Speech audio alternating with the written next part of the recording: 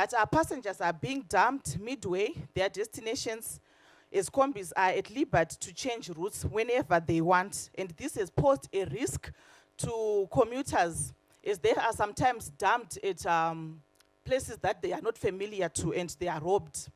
Then also passengers are harassed for refusing to board a certain combi. In that regard, they don't have the liberty to choose which combi they want to board.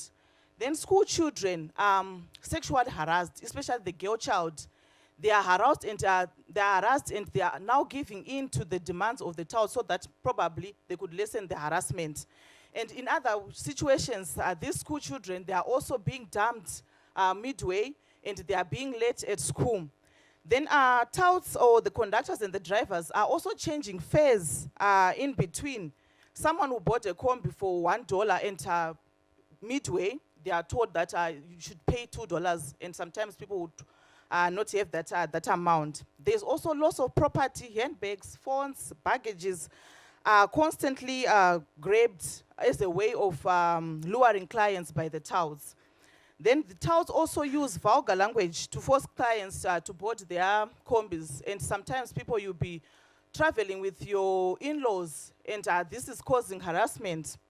Then women with young children, they have their babies grabbed from their back and they are put in the combi so that you are lured to board the combi.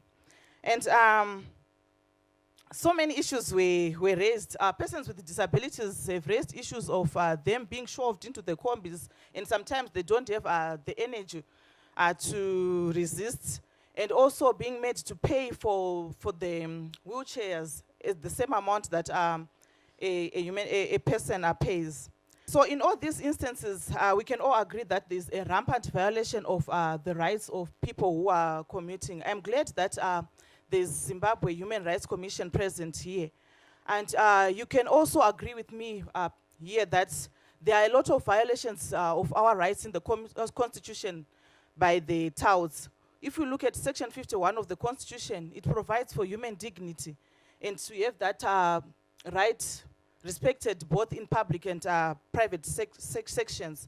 But human dignity is no longer afforded to persons who are commuting, because you are humiliated, you are harassed in front of everyone.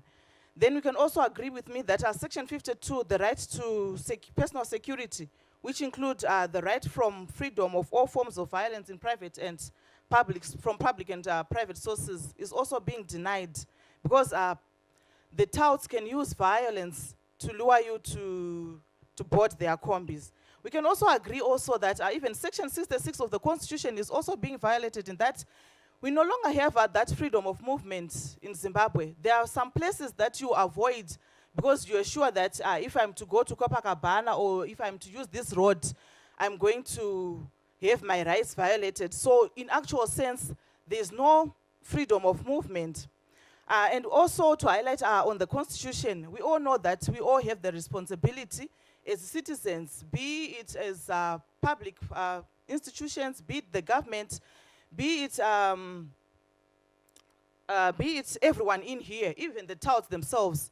They have the right, they have the duty, which has been mandated by the Constitution, to respect, protect, promote, and fulfill the rights of everyone. So it is also our obligation as we are here to make sure that those rights are fulfilled and protected. For these and other stories, visit our website www.263chat.com. Follow us on Twitter @263chat and like our Facebook page 263chat.